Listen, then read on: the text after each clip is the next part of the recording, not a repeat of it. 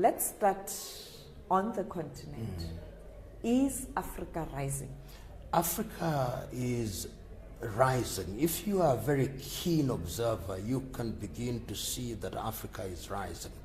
I say that because there are certain things that have happened in the recent past which demonstrate that Africa and African leaders have realized that certain architecture must be put in place. Agenda 2063 is such architecture. I can see the reformation of the African Union, which is being led by President Paul Kagame, and the engagements that Africa has with the rest of the world are beginning to suggest to me that Africa recognizes that she must begin to take leadership and to define her own agenda even as she engages with the world. It is not going to be rapid development, it is not going to be dramatic, it is slow and painful because there are a lot of headwinds, and that is what we must work to reduce in order to ensure that that rise is a lot more dramatic to match the needs of the people of Africa. Let's look at the recent development. All our leaders going to Beijing, China, attending this FOCAC meeting. Some people are saying, why go to China?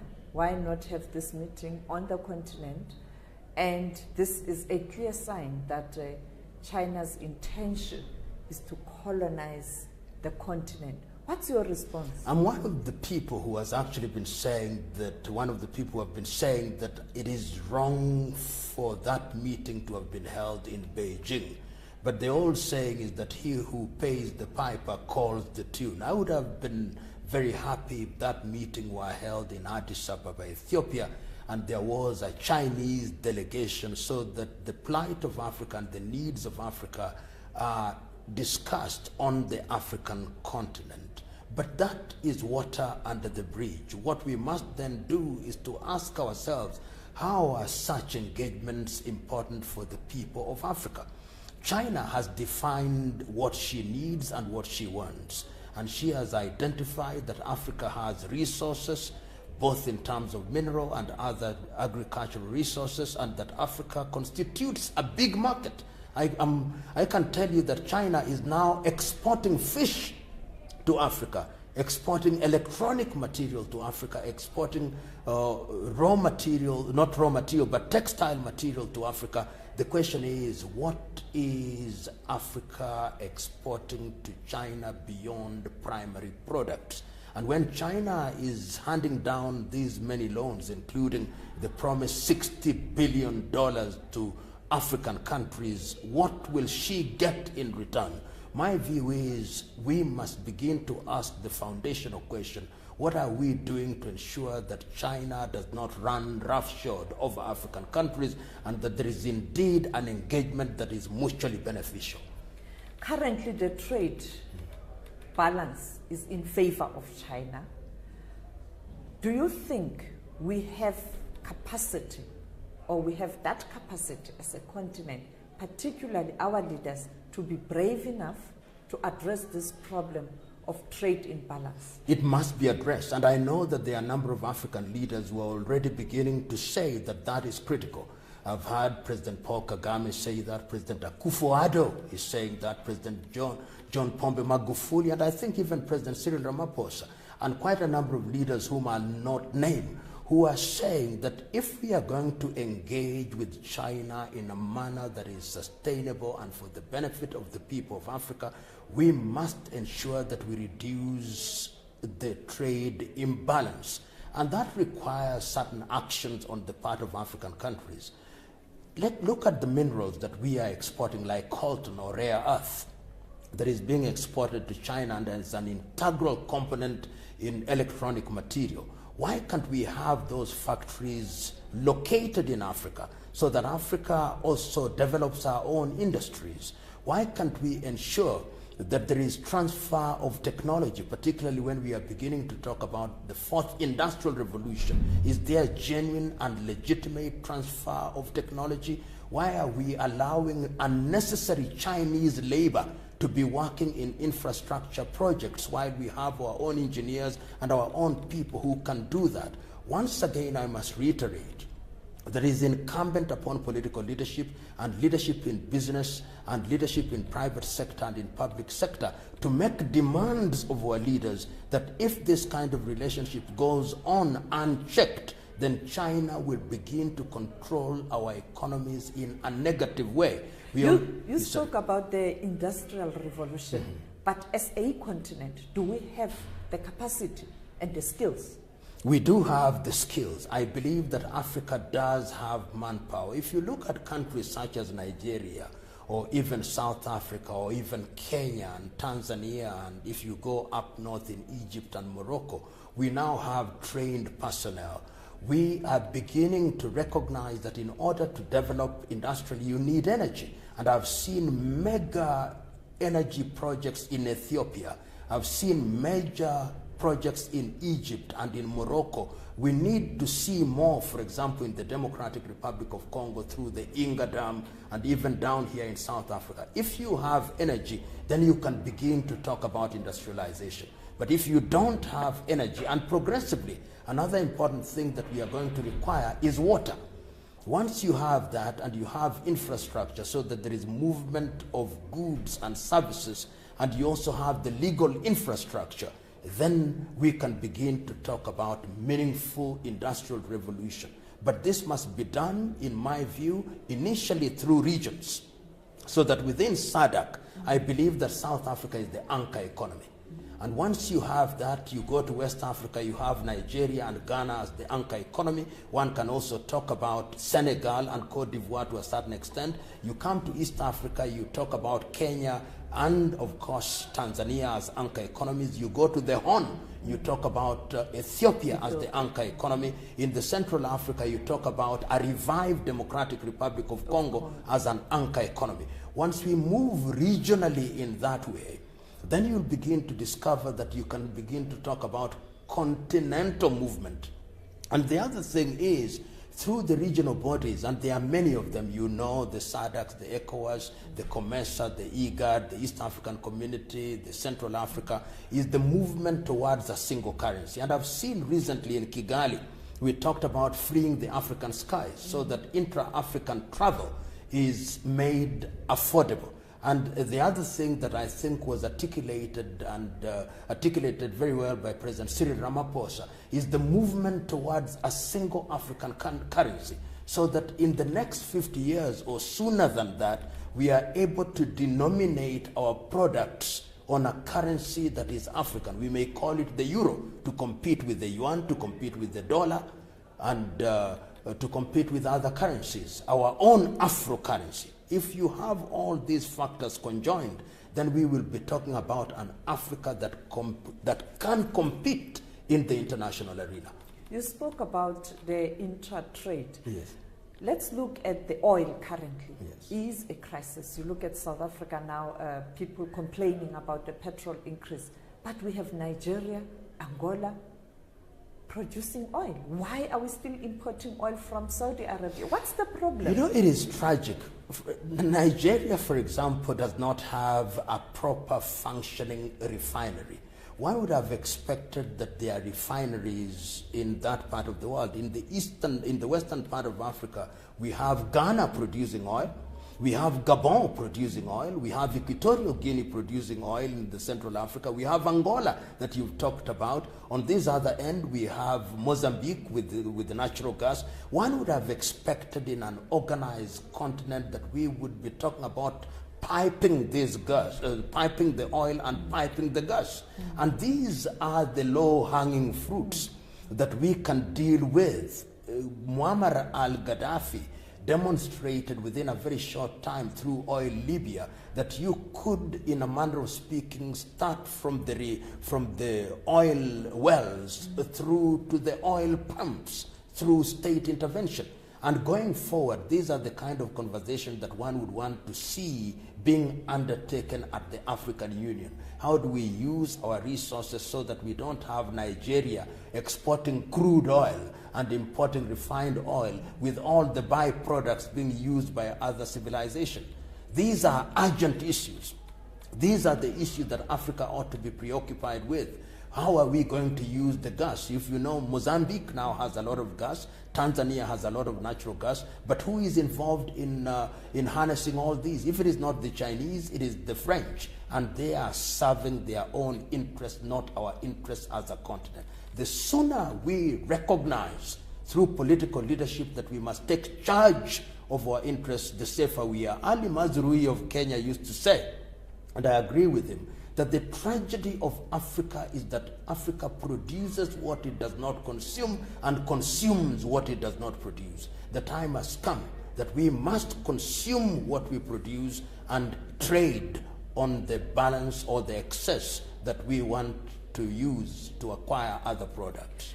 What I have observed during that meeting in Beijing, it looks like their relationship has been taken to a level of including peace and security. What does that mean? Because previously it was about trade. You know, China, in its own very subtle way, wants to be a world power to rival the United States of America. And you can see that right now they have, I think they have military installations in Djibouti. And progressively, I think what they are going to do is to say, you African countries don't have the capacity to patrol your territorial sea. You don't have the capacity to patrol your exclusive economic zones. We are going to give you the vessels to do this, and this is part of our contribution to peace and development. Internally, we are going to have Chinese peacekeeping forces in Niger, in Mali, and I think we should be very wary of that. I think Africa, as has been stated under the 7 pillars of Agenda 2063, should free herself of military installations by any powers, the Americans, the Chinese, the French, the British. And you have mentioned China, but a Britain that is outside of Europe will be looking towards Africa. And it is not lost on me that in the last few days, we have had the British Prime Minister visiting South Africa, visiting Nigeria, what's visiting the agenda Kenya. there? What's the agenda? The agenda is that there is a new scramble for Africa.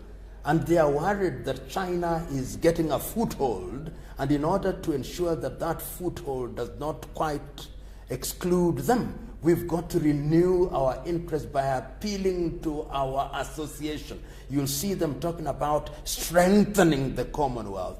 You'll see the French President Macron visiting Cote d'Ivoire and Senegal and said our camaraderie and our brotherhood as people who belong to one Commonwealth. And you've seen Angela Merkel yes, recently. So there is a new scramble for Africa, but it's not as blatant as it was in those early years.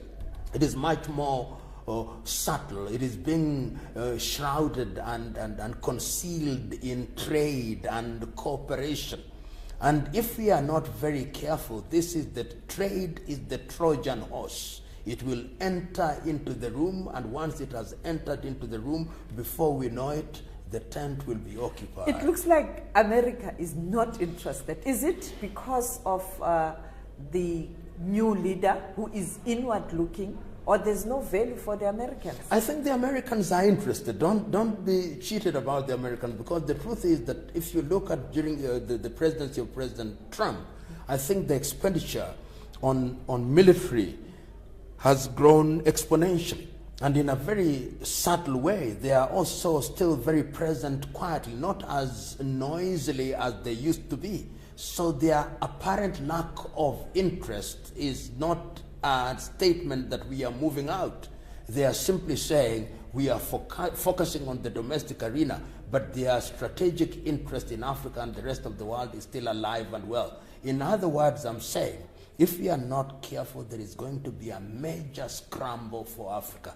And what will be the modus operandi? Divide and rule. People are going to be told, the French are going to tell their colonies, you work with us. The British are going to tell their former colonies, work with us. The Portuguese are going to tell their former colonies, work with us. They are going to put emphasis on bilateral relationship rather than regional and multilateral, regional and continental. And the way to defeat this, easier said than done, is to go through regions And if you go beyond regions, go continental, and all the bilaterals are then discussed within the region or within the continental. Multilateralism. Is multilateralism as strong as it should be? Is multilateralism still a big instrument or platform where people can negotiate trade and political relations? Are we still allow me to use this course? word. Multilateralism is politically and economically very romantic. But the reality is that countries will always circumnavigate multilateral issues to deal with bilateral issues. And we see this particularly even amongst European countries. When Angela Merkel comes to an African country, the idea is to give her country, Germany, a foothold. European Union may be mentioned, but you can see that there are certain things that are strategically important for the Germans, and those are the focus. Americans, also when things are important for America in their direct dealing with individual countries, then they talk to the individual countries. Only recently, I think a week ago, our own president was invited to the United States to have a tete-a-tete with President Trump in his capacity as the president of Kenya. And he did that to President Buhari of Nigeria. So there is a sense in which multilateralism is useful only in certain areas, and in certain areas people still go to the old traditional way of bilateral relationship. But Africa must know that it's through bilateral relationship that Africa has been undermined, because we are weak and have no capacity to negotiate as individual countries, particularly when we are dealing with giants such as European Union, or giants such as Germany or the United States or China. Our salvation lies in our unity and in our working together as a single unit, but not forgetting our diversity and the specificities and particularities of our individual countries. Let's turn to individual regions. Let's look at SADC, Zimbabwe. Is there hope? I think there is hope. I think there was need to have a change. Some will say that it's a mere change of guard. But I think that the realities of the economy of Zimbabwe are such as to require the Mnangagwa administration to do certain things that are right for the general good of the people, so that his hand will be forced. And if I look at some of the statements that have been made and the appointments that have been made, particularly in the area of the Minister for Finance, I'm persuaded that we are beginning to move in the right direction. What I expect the Mnangagwa administration to do is also to incorporate the opposition. I think this administration should be seen as a transition administration, and a government of national unity can be put together so that somebody like the former presidential candidate Chamisa and his group are also included, because Zimbabwe's economy is in the high dependency unit, and it needs all the political oxygen that can be marshaled for it to be revived, so the agriculture is revived, so that the mining sector is revived, so that the unemployment situation is dealt with. And I believe that Zimbabwe is on the mend. It is not going to be immediate, it is not going to be dramatic, and people have got to be vigilant, and I think that the SADC region ought to be useful in pushing them in that direction. And in this regard, the government of President Cyril Ramaphosa is going to be very critical, because it is the single biggest economy in this region. And finally, DRC? DRC, there are certain movements that are useful. The fact that President Kabila has now taken the view that he will not contest is a good thing. But DRC is a little bit more complex than we know it. If you are talking about over 132 armed groups in the eastern Congo alone, it is not going to be easy. But I think let us do the first things first. Let us have credible elections in the DRC and in the month of December. And once we have had those elections, we've got to re-engineer governance. And I think they need a new constitutional dispensation.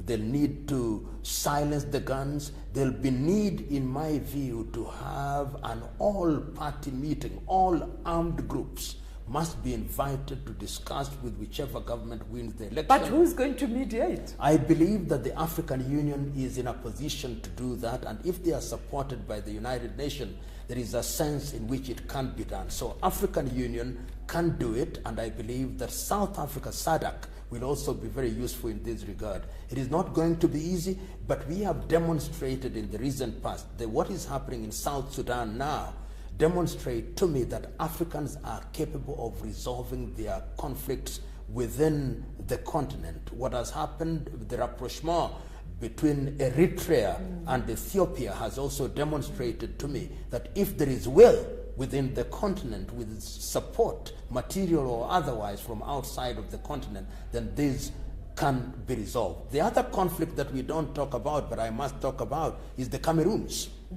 The situation in the Cameroons is also one that needs attention, so that you are able to solve the Cameroonian problem there, so that you stabilize Central Africa. So you are talking about resolution of conflict in Cameroon, where there is a forthcoming election. You also talk about the conflict in Central African Republic, and also resolve the issues in the Democratic Republic of Congo, so that we give practical meaning to the pronouncement by the African Union that the guns must be silent by 2020.